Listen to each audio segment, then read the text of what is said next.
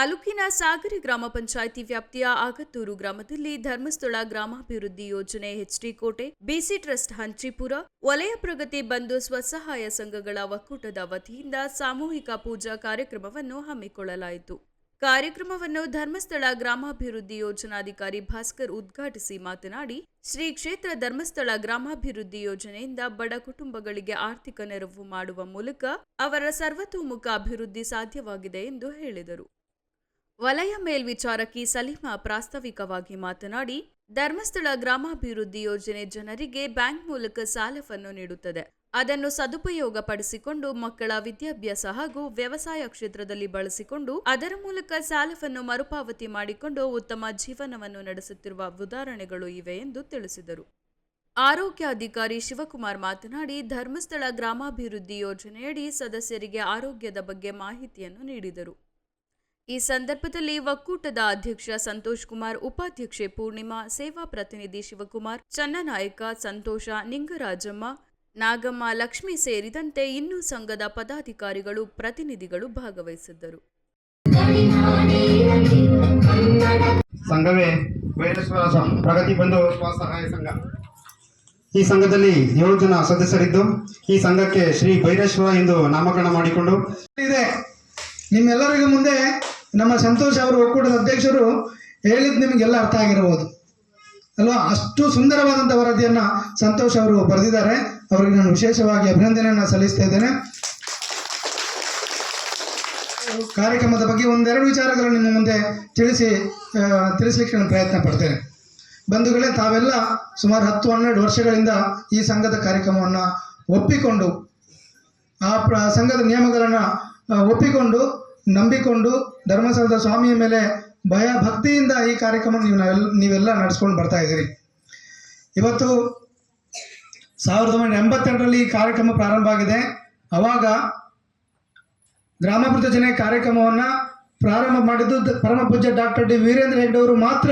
ಇಡೀ ರಾಜ್ಯದಲ್ಲಿ ಫಸ್ಟ್ ಸ್ವಸಹಾಯ ಸಂಘದ ಕಲ್ಪನೆಯನ್ನು ಕೊಟ್ಟವರು ಪರಮ ಪೂಜ್ಯ ಡಾಕ್ಟರ್ ಡಿ ವೀರೇಂದ್ರ ಹೆಗ್ಡೆ ಅವರು.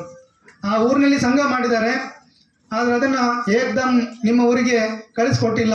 1982ರಿಂದ 2000 ಇಸವಿವರೆಗೂ ಕೇವಲ ದಕ್ಷಿಣ ಕನ್ನಡದಲ್ಲಿ ಜಿಲ್ಲೆಯಲ್ಲಿ ಮಾತ್ರ ಇತ್ತು ಈ ಕಾರ್ಯಕ್ರಮ. ಅಂದರೆ ಸುಮಾರು 18 ವರ್ಷ ದಕ್ಷಿಣ ಕನ್ನಡ ಜಿಲ್ಲೆಯಲ್ಲಿ ಮಾತ್ರ ಈ ಕಾರ್ಯಕ್ರಮವನ್ನು ಅನುಷ್ಠಾನ ಮಾಡಿದರು ಪೂಜ್ಯರು.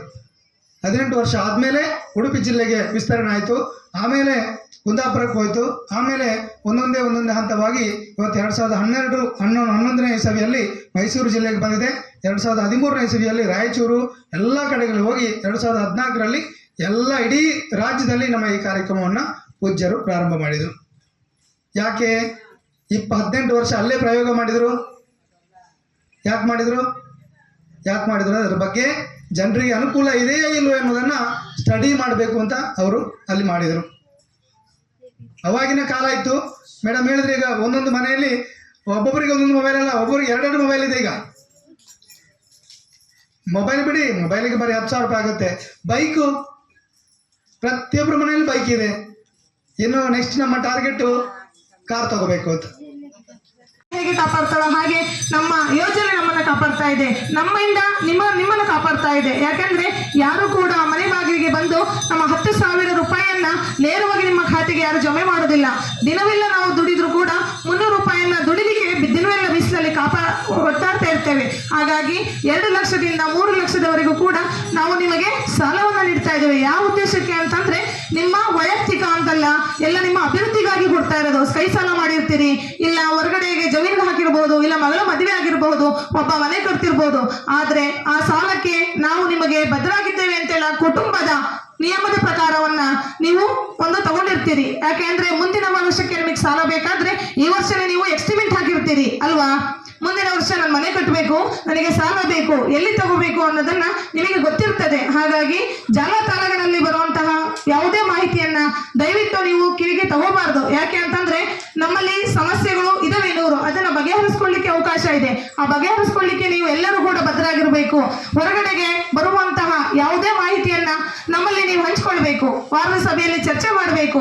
ಯಾಕೆ ಅಂದ್ರೆ ನಿಮಗೆ ಯಾರ ಮನೆ ಬಾಗಿಲಿಗೆ ಬಂದು ನಿಮಗೆ ಯಾವುದೇ ರೂಪದಲ್ಲಿ ನಿಮಗೆ ಕೊಡೋದಿಲ್ಲ ಸಾಲವನ್ನ, ನಾವು ಕಟ್ಟೋಕ್ಕಾಗೋದಿಲ್ಲ, ಫೈನಾನ್ಸ್ ಸಾಲದಲ್ಲಿ ಇದ್ದಾರೆ ಅಂದ್ರೆ ನೀವು ಫೈನಾನ್ಸ್ ತಗೊಂಡಿದ್ದೀರಿ ಇಲ್ಲ ಅಂತ ಹೇಳೋದಿಲ್ಲ. ಹಾಗಾದ್ರೆ ನೀವು ಬಳಕೆ ಮಾಡ್ಕೊಂಡಿರ್ತೀರಿ. ಯಾವುದೇ ಸಮಸ್ಯೆ ಆದರೂ ಕೂಡ ನಮಗೆ ಸಾಥ್ ಕೊಟ್ಟಿರ್ತೀವಿ. ನಿಮಗೆ ಕೊಟ್ಟಿಲ್ವಾ? ನಿಮ್ಮ ಕಷ್ಟಕ್ಕೆ ನಾವಾಗಿದ್ದೀವಿ ತಾನೆ. ಆದರೆ ಕಟ್ಟೋದಿಲ್ಲ ಅನ್ನೋದು ಪದವನ್ನು ಬಿಟ್ಟು ಬೇರೆ ಎಲ್ಲವನ್ನೂ ಹೇಳ್ತೀರಿ ನೀವು. ಹಾಗಾಗಿ ಯಾವುದೇ ರೀತಿಯಿಂದಲೂ ಕೂಡ ನೀವು ಕಟ್ಟೋದಿಲ್ಲ ಅನ್ನೋ ಪದವನ್ನು ಬಿಡಬೇಕು. ಯಾಕೆಂದ್ರೆ ಯೋಜನೆಯಿಂದ ನಿಮಗೆ ಸಾಲ ಕೊಡೋದಿಲ್ಲ, ಬ್ಯಾಂಕಿನ ವ್ಯವಹಾರದಲ್ಲಿ ನಿಮಗೆ ಮಾಡಿರುವಂತ ಸಾಲ ಅದು. ಯಾಕೆಂದ್ರೆ ನಾವು ಯೋಜನೆಯವರು ನಿಮಗೆ ಪಾತ್ರದಾರರು ಮಾತ್ರ.